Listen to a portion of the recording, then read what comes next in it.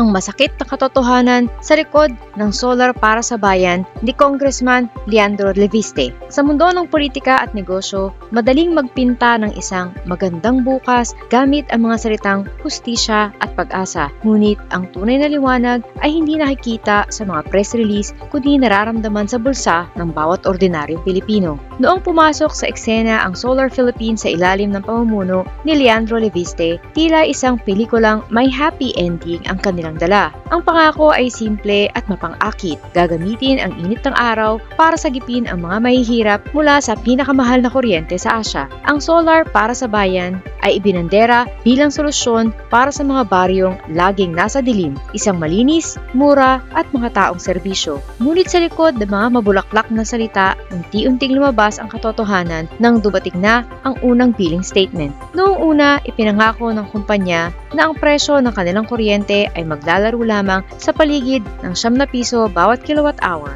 Isang malaking ginhawa sana ito para sa mga pamilyang nagtitipid. Subalit, ayon sa mga ulat mula mismo sa mga komunidad, ang realidad ay malayo sa pangarap. Sa halip na bumaba ang singil, ay umakyat sa 10 hanggang 15 piso at may mga reklamong umabot pa umano sa 18 piso bawat kilowatt hour. Kung ihahambing sa singil ng Meralco na nasa 13 hanggang 14 na piso, lumalabas na ang kuryente galing sa araw ay naging sing presyo o mas mahal pa kaysa sa tradisyonal na kuryente. Ang tanong ng marami, kung ang enerhiya ay libreng nanggagaling sa araw, bakit tila luxury subscription ang binabayaran ng mga mahihirap? Dito nagsimulang magbago ang kulay ng kwento mula sa pagiging green energy patungo sa pagiging usapin ng gold at kapangyarihan.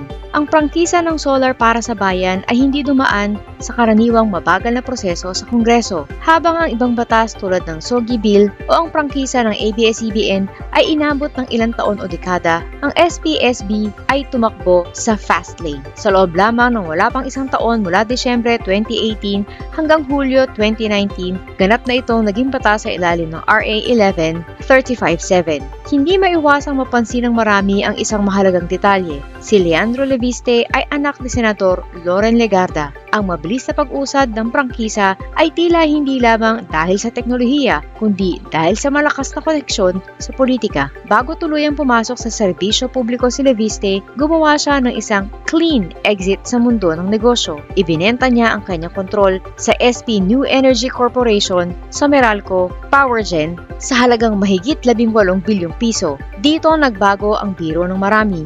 Ang proyektong nagsimula bilang solar para sa bayan ay nagtapos bilang solar para sa billions. Bagamat nakatulong ang kumpanya sa pagpapalawak ng renewable energy sa bansa, wala pang malinaw na audit na basihan na napatunayan nitong bumaba nga ang singil ng kuryente ng mga mahihirap na pamilyang Pilipino. Sa huli, ang nakita ng publiko ay mga dambuhalang prangkisa na mabilis maaprubahan, mataas na singil sa mga liblib na lugar at bilyon-bilyong pisong kita para sa mga nasa itaas. Ang solar para sa bayan ay ibinenta bilang hustisya sa enerhiya, ngunit kumilos ito na tila isang negosyo para sa mga elite. Sumikat ang araw, nagningning ang kanilang branding at naging makulay ang mga pangako, ngunit sa dulo ng araw, ang mahihirap ay nanatiling gapos sa mataas na singil sa halip na mapalaya rito. Ang sikat ng araw ay para sa lahat, ngunit sa kwentong ito, tila ang mga konektado lamang ang yumaman habang ang karaniwang Pilipino ay naiwang nakatitig sa liwanag, ngunit nangangapa pa rin sa dilim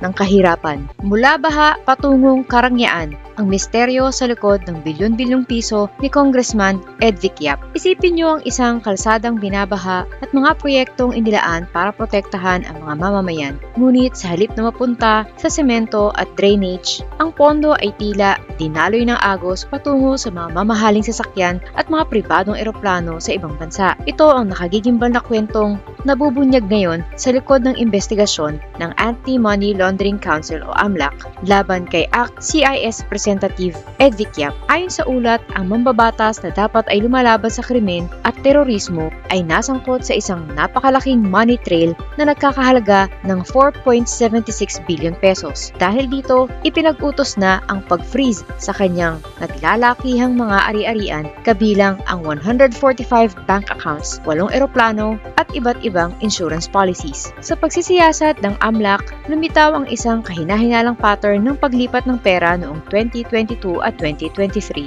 Ang bilyon-bilyong pisong pumasok sa mga bank account ni Yap ay nanggaling umano sa mga ghost contractors na nakakuha ng mga dambuhalang flood control project sa bansa. Isa na rito ang St. Timothy Construction na pagmamayari ni Curly at Sara Diskaya na sinasabing nakakuha ng mahigit 31 billion pesos para sa mga proyekto laban sa baha. Kasama rin ang Unimax Steel Structure ng pamilya Ching na nakakuha naman ng daan-daang milyong pisong proyekto sa La Union at Abra. Ang nakapagtataka ayon sa AMLAC, ang mga Ching ay tila nagsisilbing mga dummy o kinatawan lamang ni Edvic Yap at ng kanyang kapatid na si Benguet Representative Eric Yap. Sa halip na gastusin sa konstruksyon, natuklasan ng mga otoridad na ang pondo mula sa mga kumpanyang ito ay ipinadadala ni Yap sa mga dealer ng luxury vehicles o mamahaling sasakyan sa Germany, United Arab Emirates, Canada at Netherlands. Ayon sa AMLAC, nakapagtataka ito dahil wala namang kilalang negosyo si Yap na may kinalaman sa pagbebenta ng mga mamahaling sasakyan. Bukod sa mga kotse, nabunyag din ang operasyon ng kumpanyang Silver Wolves Construction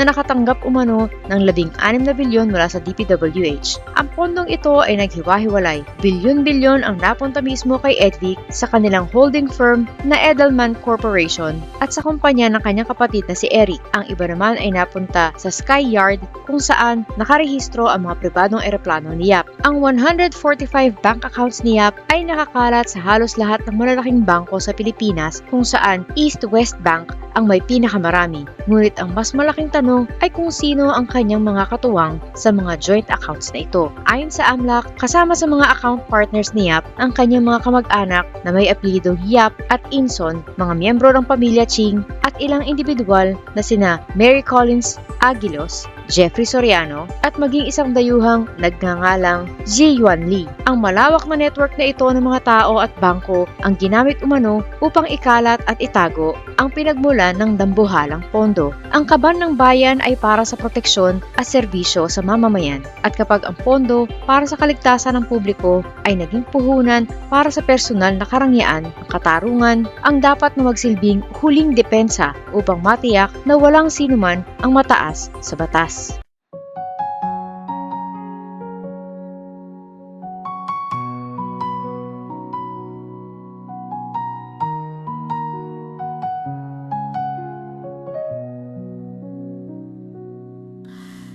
Ilan oras sa trabaho, kapiraso ang sweldo.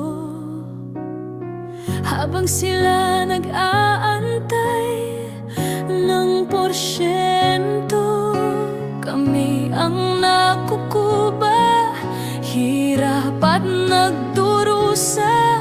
Iluluhon nyo lang pala aming mga pera.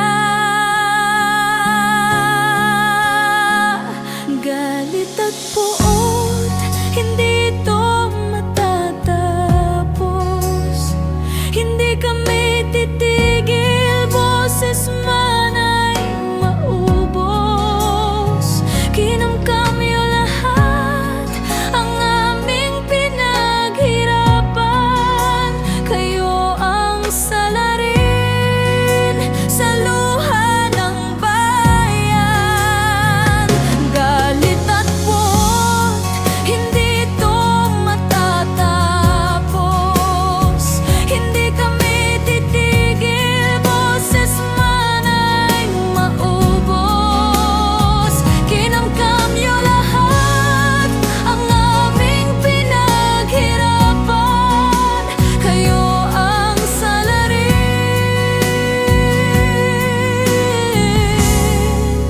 sa luha ng bayan.